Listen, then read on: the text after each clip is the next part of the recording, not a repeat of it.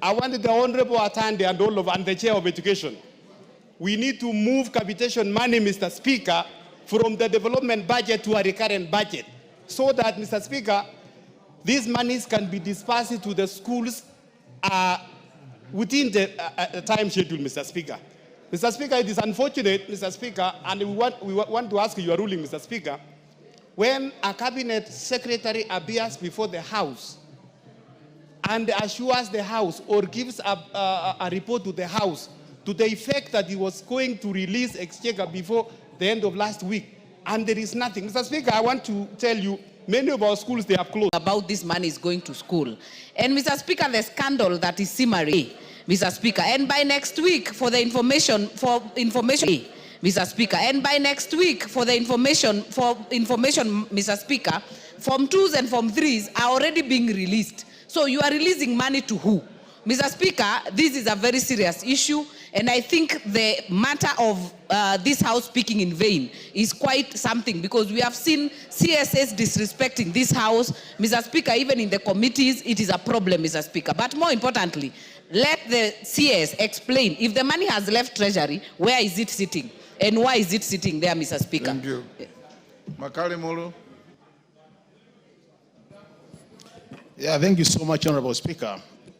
Honorable Speaker, I've listened to the Deputy Majority Leader make his remarks, and I totally agree with what he's saying.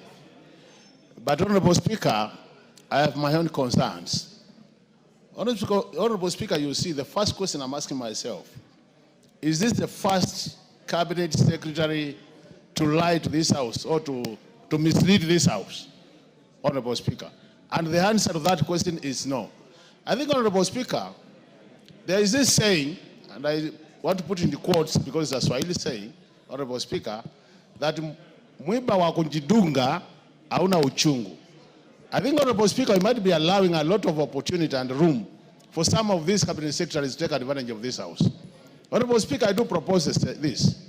The link to the executive in this House is the majority side of the House, Honorable Speaker. So when we see the majority side lamenting, Honorable Speaker, I get very concerned. Honorable Mbaya and Honorable Ichungwa, you have your assignment already cut. Your job is well cut, please. Provide leadership, and let's do what is necessary in this House to make sure that House resolutions are respected. I submit, Honorable Speaker. Thank you so much. Yes, KJ.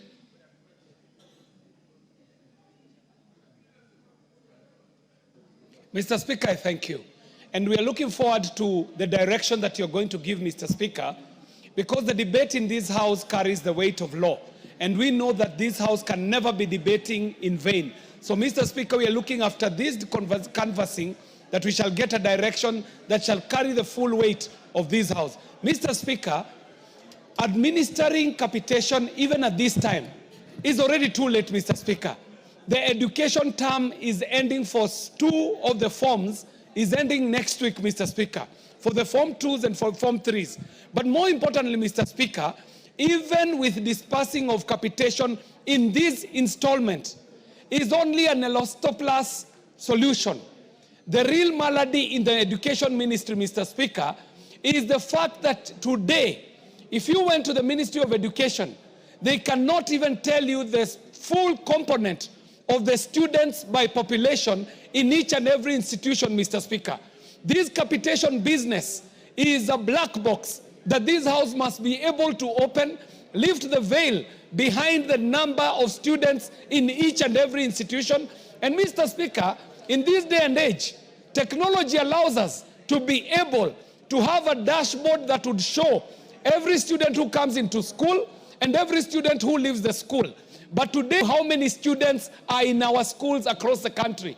Mr. Speaker, the other thing is the submission of these monies. When we give capitation, schools also still request for other monies from parents.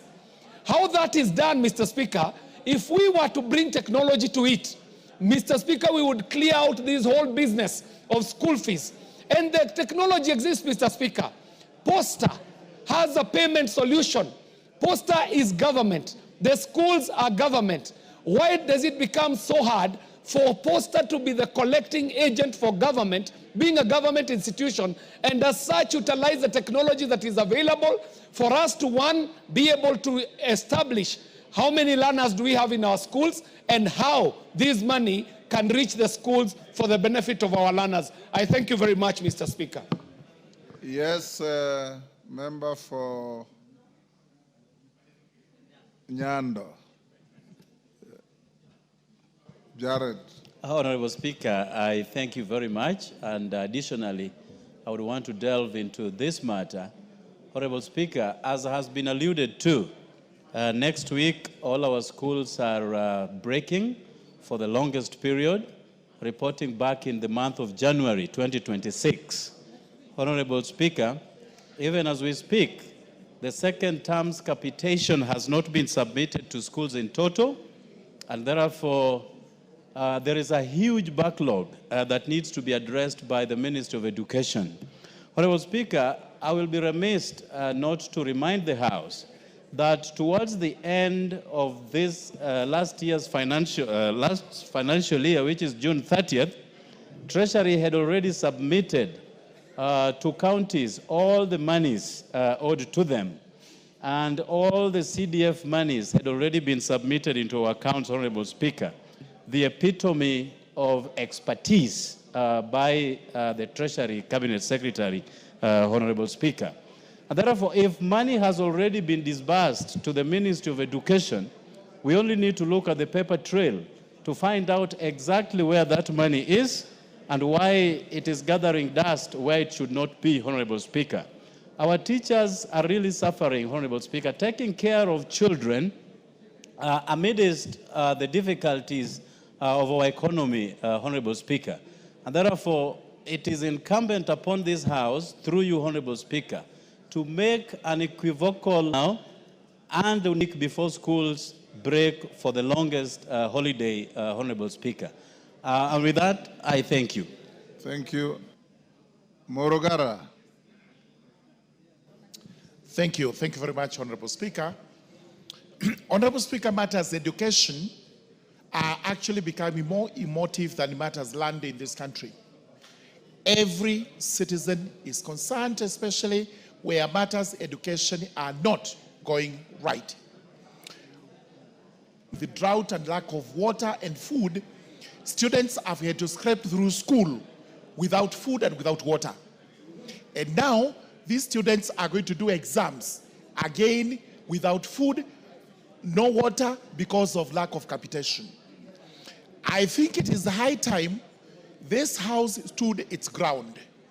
I think sometimes we are being taken for granted, and especially by cabinet secretaries.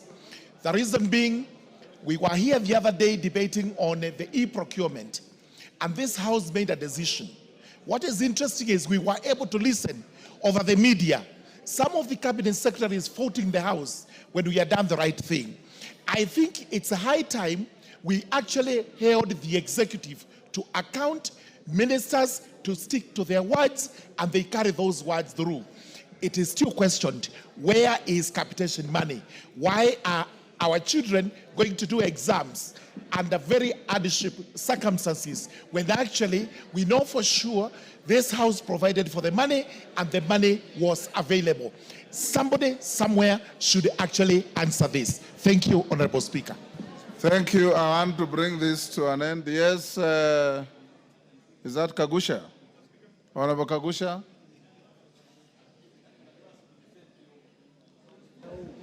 Thank you, Honorable Speaker. The people in this republic seem to think that the National Assembly is playing second fiddle to the executive. In fact, some of the people think that National Assembly authority has been watered down greatly. Honorable Speaker, the reason why our people seem to think so is because every other decision that is taken in this House is not being taken seriously by the executive.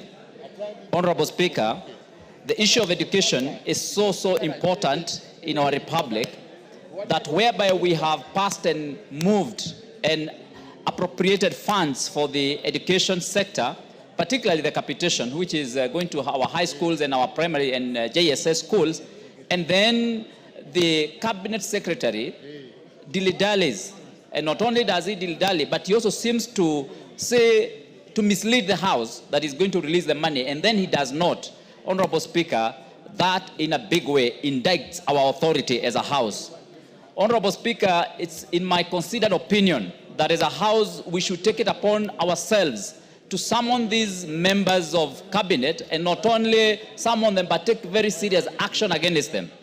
Honorable Speaker, some of the people think, and rightly so, that most of the money has been removed from the budget and has been taken into other issues that are not necessary and that are not of importance to our republic. Honorable Speaker, many people think a lot of money has been redirected to do empowerment projects in upcountry. And this is one of the reasons why we can have money to take to schools, we can have money to take to SHA, we can have money to take to areas which are productive in our economy. Honorable Speaker, if you look at the gravy train that the cabinet secretaries have engaged in, including what we have seen as security machinani. Honorable Speaker, a lot of money is being spent in the wrong way. A lot of money is being redirected. Order, Kagusha. Focus on the matter before the House. Thank you. We are talking about capitation. Thank you, Honorable Speaker. You are wandering all over. On the issue of capitation, Honorable Speaker, you realize some of the members, some of the schools have submitted the names of the students who are in their schools. But Honorable Speaker, most of those names are still missing. So even when they receive the capitation, Honorable Speaker, it's still not sufficient, or it still doesn't cover the students, because some of the schools have as few as half of the population captured in the system, yet they have registered all of them. And so, Honorable Speaker, that is becoming a big problem. Remember, even if this capitation is still sent to schools, they are still not going to be able to procure because the EGP is not working, and most of the suppliers are not supplying the schools. Even this institution here is having problems with supplies because the EGP system is not working. Yet this House had taken a stand and had given a way forward.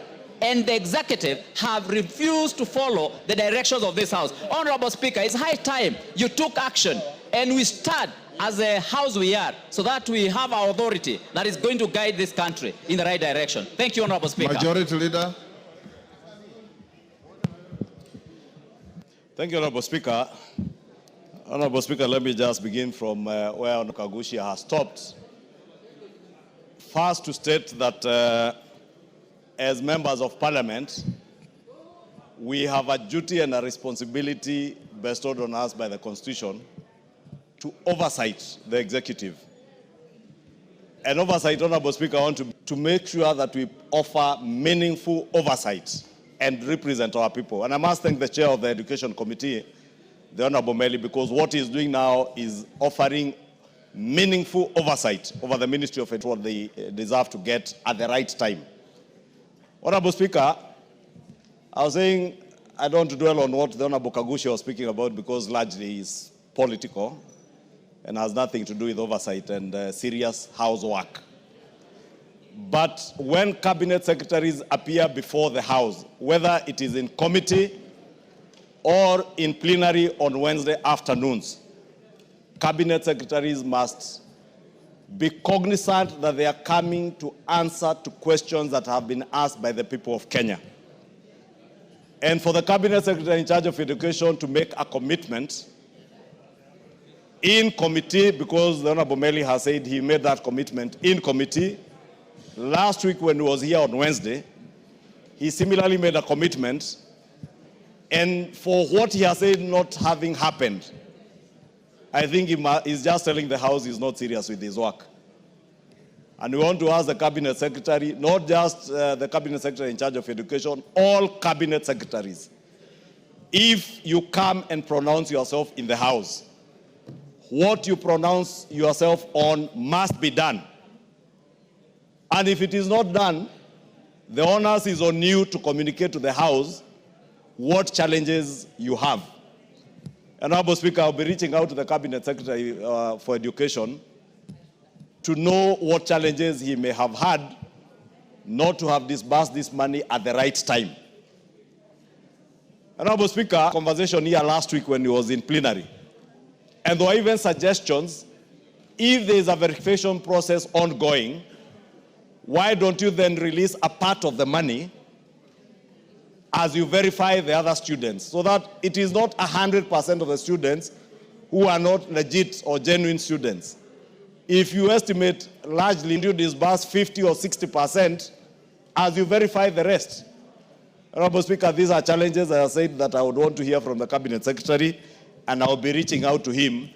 He should tell the House, but he cannot appear in the House and make a pronouncement that he does not intend to fulfill.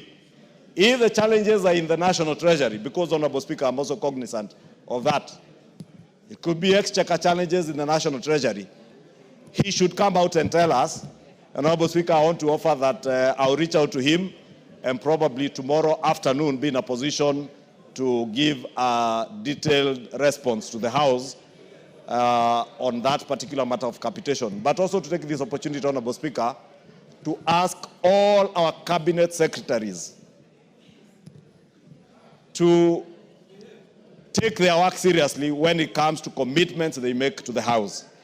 Because you are not making those commitments to members of parliament. It is to the people who have put you in those offices that you are making those commitments to. When members of parliament request for statements or ask questions, they ask on behalf of the people that they represent. Therefore, when as a CS you come before us to answer, please make sure whatever you are telling us is something that you intend and mean to do, and do it without fail and without any unnecessary delays, Honorable Speaker. And therefore, Honorable Speaker, if you encourage me to take this afternoon, I was actually watching this debate from my office as I attended to other people there, and I had to excuse myself to come and attend to it in person. And therefore, I want to commit to the House that I will get a detailed response from the Cabinet Secretary and give it to the House tomorrow afternoon. Thank you, Honorable Speaker. Majority Leader, I want us to do better. There's a common Christian saying that if you can access Jesus, you don't need John the Baptist. I direct you to get the minister here tomorrow at 3 p.m. to speak for himself and his ministry. Because any promises and pronouncements on the floor of this House cannot be in vain. So get to him and get him here tomorrow at exactly 3. He should be on the podium. Thank you, Mr. Speaker. I also just want to tell the House, Mr. Speaker, I don't want to debate because you have given direction, but just to ask the House, especially the Majority Leader and the Office of the Clerk, that when such commitments are made and they are not fulfilled, Majority Leader, pull up Wanjala. Mr. Speaker, first I want to thank yourself and the Majority Leader for assuring the House. I want to thank yourself and the Majority Leader for assuring the House that tomorrow we will get a comprehensive answer from the Ministry of Education.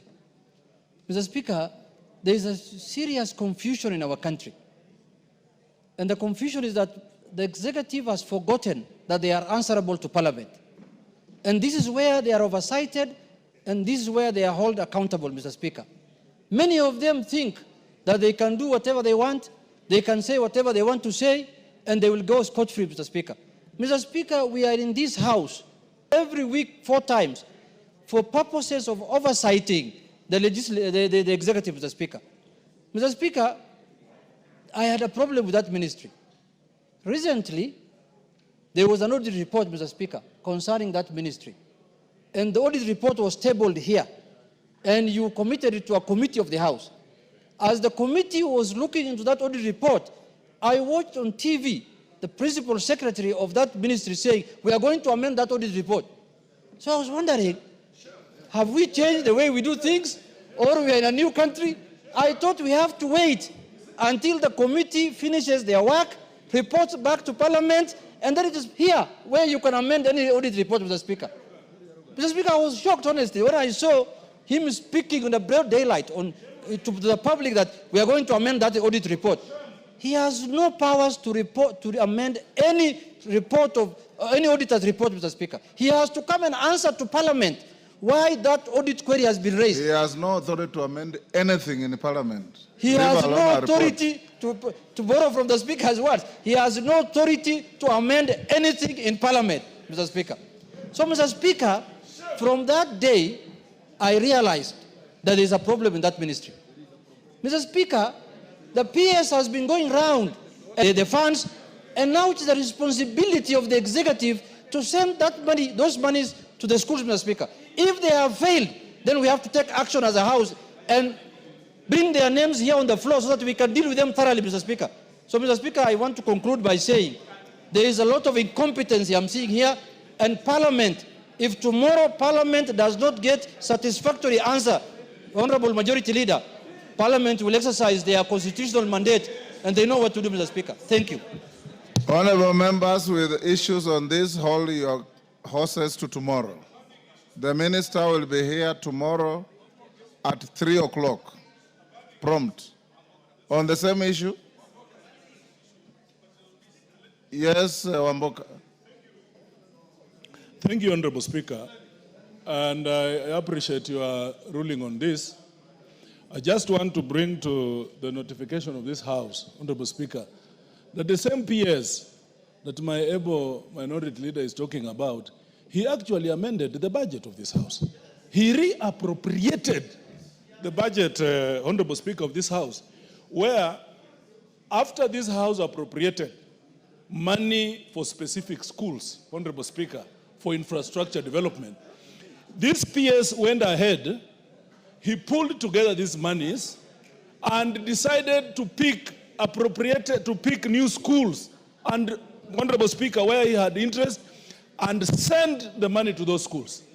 So we are talking about a permanent, a principal secretary who is rogue, Honorable Speaker. As we prepare to face them tomorrow, the House must be aware that someone is usurping the powers of this House, Honorable Speaker. Majority Leader umesikia hiyo. Other members allow me to acknowledge in the Speaker's gallery Kisii University students from School of Law, drawn from Kitutu Church North in Kisii. On my behalf and on behalf of the House, I welcome them to the House of Parliament. Thank you. Yes, Gisairo. On the same issue that I've closed? No. Okay. Thank you, Honorable Speaker. Honorable Speaker, I would like to raise a matter of concern. Honorable Speaker, departmental committees are an extension of this House. Honorable Speaker, the conduct of members of the committee and that of witness in committees follow the rules of this House. Honorable Speaker, today in the Health Committee... Order. Take your seat. You're out of order. Take your seat. Take your seat. Take your seat.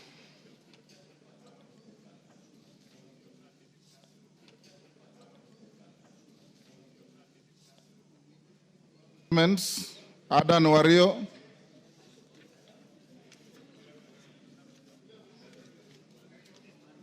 Adan Wario. Go ahead. It's Ade Wario, Mr. Speaker, not Adan Wario. Pardon?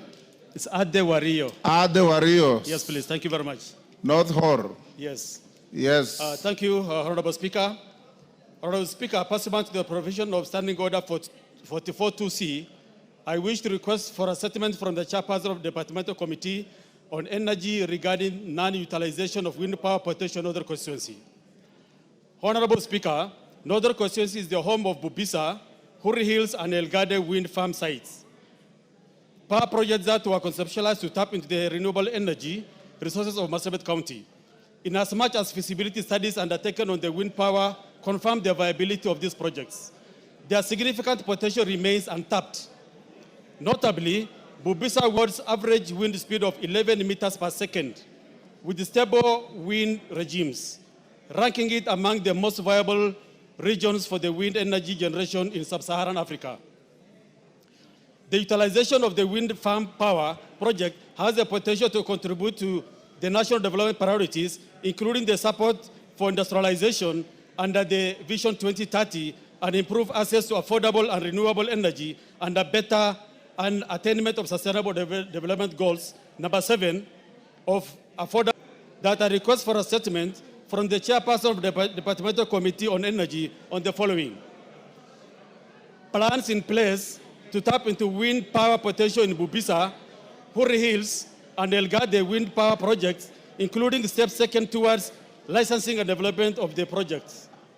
Measures being undertaken by the Minister of Energy and Petroleum to fast-track the implementation of a clear policy for harnessing the wind power potential in Northern constituency. And finally, specific timelines within which the ministry intends to allocate resources and commence development of wind power projects in Northern constituency. Thank you, Honorable Speaker. Thank you, Honorable Wario. Chair Energy. Chair Energy. Yes. Honorable Speaker, we ask to be given 2 weeks. Then we will be able to give an answer. 2 weeks will be on recess, 3 weeks. Thank you, Mr. Speaker. Okay. Peter Masara. Honorable Peter Masara.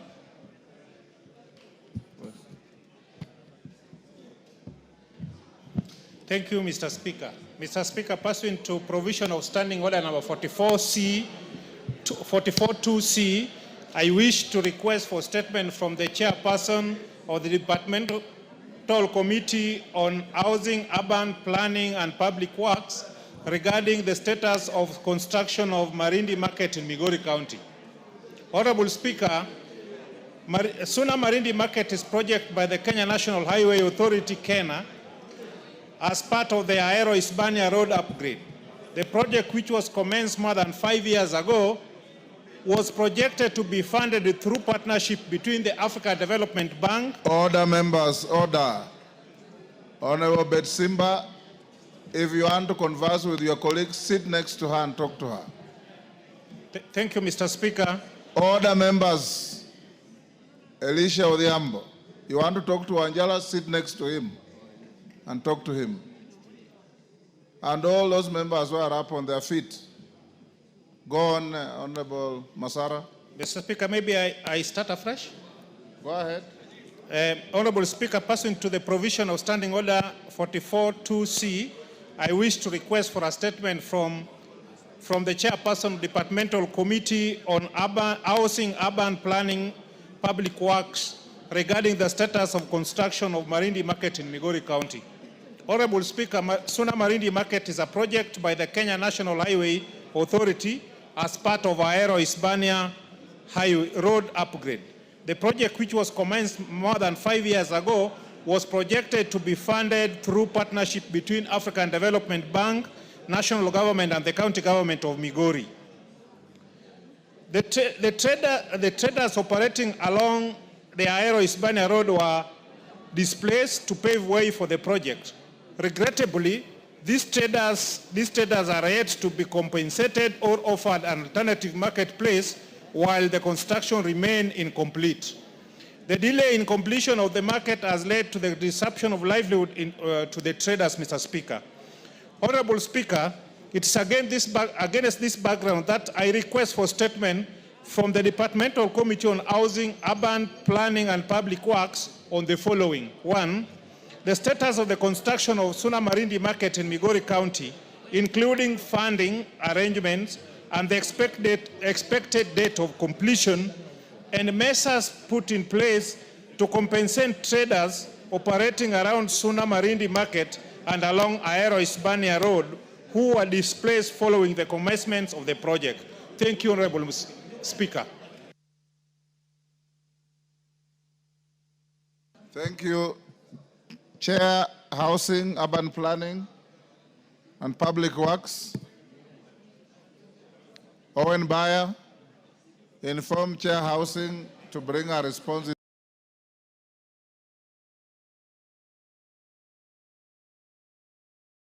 in 3 weeks. Harun. Okay, go ahead. Thank you, Speaker. Honorable Speaker, pursuant to the provisions of Standing Order 44.2c, I rise to request for a statement from the chairperson of the Departmental Committee on Transport, and infrastructure regarding the safety of aircrafts operated by aviation training institutions in Kenya.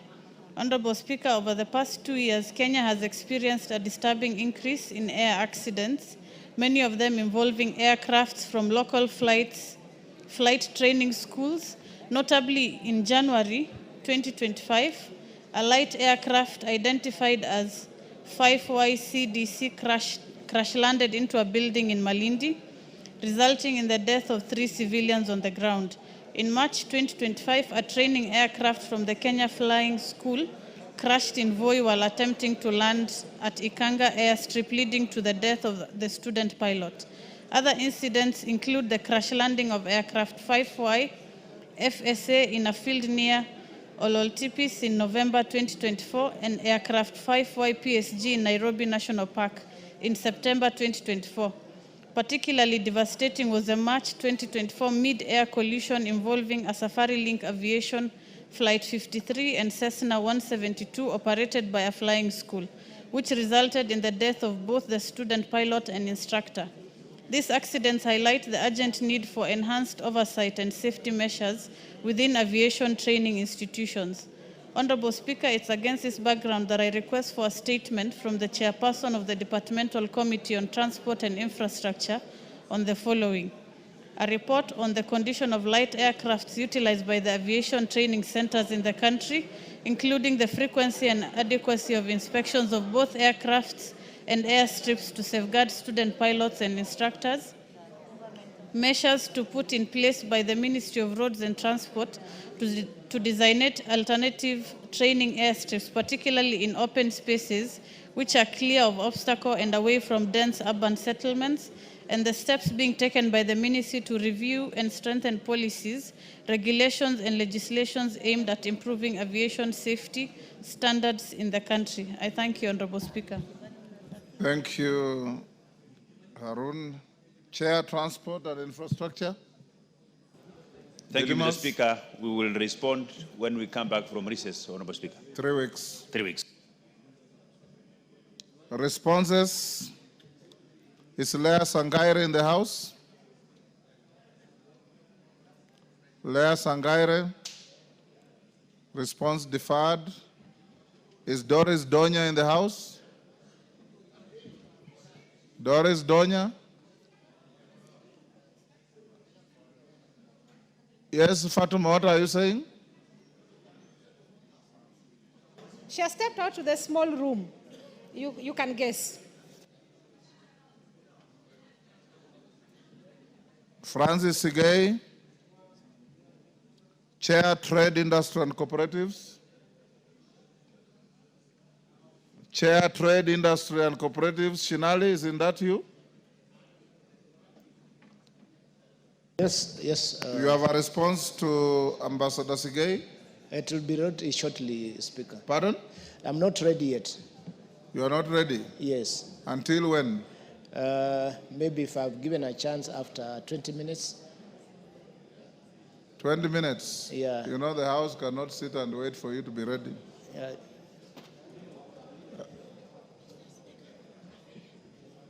Okay. Can you look? I'll give you 20 minutes. Look for the response. Let's go back to number 2. Doris Donya. Is the Chair, Trade and Industry ready? You are not ready either. Yes. Let's go to number 4. Mother Wangari. You are in the House. Chair, Transport, Didymus, are you ready? Yes, Mr. Speaker. Go ahead. Thank you, Mr. Speaker. The Honorable Mother Wangare MP, member for Gilgil, requested for a statement regarding the deplorable condition of Elementaita Mitimingi Maunarok Road in Nakuru County. Honorable Speaker, the Honorable Mother Wangare MP in the request sought the following.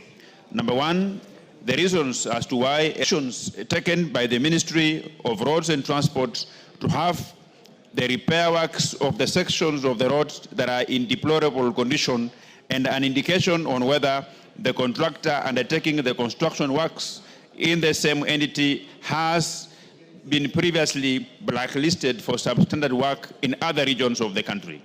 Honorable Speaker, The committee received a response from the Ministry of Roads and Transport on 9th October 2025, which are now, the ministry is aware that the sections of the Elementaita Maunarok Road are in poor condition as a result of the contractor MS Nyoro Construction Company Limited having withdrawn from the site for a considerable amount of time. And that two, the ministry reported that the 23-kilometer Elementaita Maunarok Road project is 81% complete in regard to its overall progress. The project, which commenced in 2017, was originally intended for completion in 2019 after a 24-month construction period. The contract was awarded to MS Nyoro Construction Limited at the tender sum of Kenya shillings 1,76,760,246.99 shillings, the Speaker. The contractor has since delayed finishing the project, citing financial constraints. The ministry has no record of a pending bill as at 31st December 2024, nor has there been any certificate generated as of June 30th, 2025. Regarding the actions taken by the Ministry of Roads and Transport to have repair works of the section of the road that are in deplorable condition, the contractor is under instructions to maintain the entire road to a motorable condition ahead of completion of works, and this shall be undertaken upon the resumption of works, Honorable Speaker. The Honorable Speaker, on whether the contractor undertaking the construction works in the same entity that has previously been blacklisted for substandard work in the other region of the country, the ministry submitted that it is unaware of the referenced blacklisting of MS Nyoro Construction Limited. Mr. Speaker, and I can confirm that the Honorable Minister has confirmed to report back to the committee on when the contractor will be on site, because he has been given a notice to go to the site and repair the deplorable section. I thank you, Honorable Speaker. And I table the... Wangari. Thank you, Mr. Speaker. Mr. Speaker, sometimes I wonder if these statements take any time, as the CS is giving a statement, to go to the ground, Mr. Speaker. Mr. Speaker, this road has been under construction since 2017. It is now being said 81%. I dare say, Mr. Speaker, there is more potholes than any road that is existing, Mr. Speaker. And this road connects Njoro and Gilgil. If you're going to Masai Mara, if you're in Kikope, you just take a shortcut, and this road is very critical, Mr. Speaker. But my follow-up question, Mr. Speaker. First of all, this road is not 81%, at most 15%. If I put cumulatively the amount of lami on that road, Mr. Speaker, for the 24 kilometers. Secondly, Mr. Speaker, I am lucky to have been in this house since 11th Parliament. And I remember when I was in the Senate, this Nyoro contractor was actually flagged out by the Senate that time for blacklisting, because there were demonstrations in Muranga where he had roads, there were demonstrations in Nakuru, there were demonstrations in Nyanda and elsewhere, Mr. Speaker. So the ministry to say that they are not aware, they can check the Hansard in the 11th Parliament, Mr. Speaker. This contractor is notorious, and I dare say, Mr. Speaker, there is no work going on at all. And if the ministry says there is no pending bills for this road, has it all been paid? And what has it been paid for, Mr. Speaker? That clarification needs to come to the floor, Mr. Speaker. Yes, Didi. Honorable Chair, I am happy to report that... Which chair? I will be going for Masai Mara. Which chair are you addressing? Pardon? Honorable Speaker, yes. I take your pardon.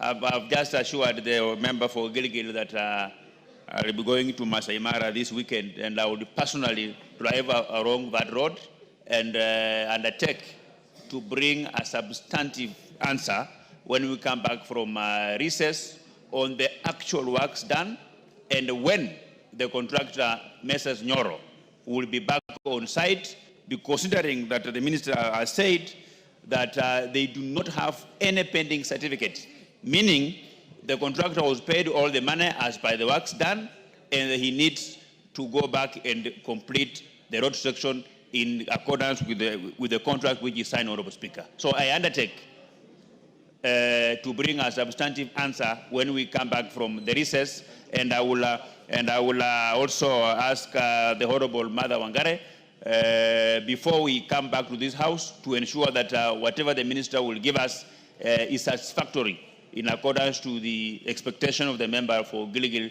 who she's a very hardworking member of parliament, the Honorable Speaker. I undertake, Honorable Speaker. Yes, Majority Leader. Honorable Speaker, I just wanted to add a word to the Vice Chair of the Transport Committee to probably consider pushing the ministry to get that particular contractor, because Nyoro Construction Company, since the Moi days, are known not to complete any road projects. And why the ministry continues to award contracts to contractors who don't perform is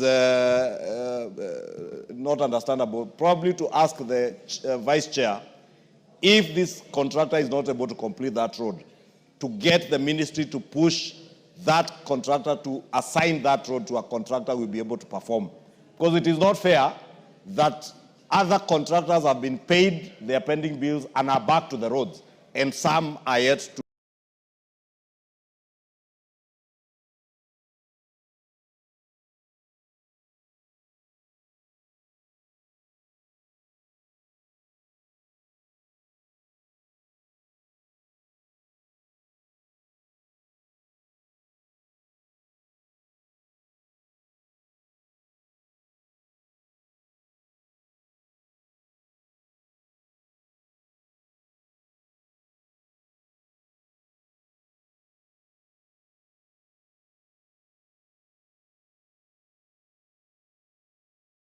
Get back to their road.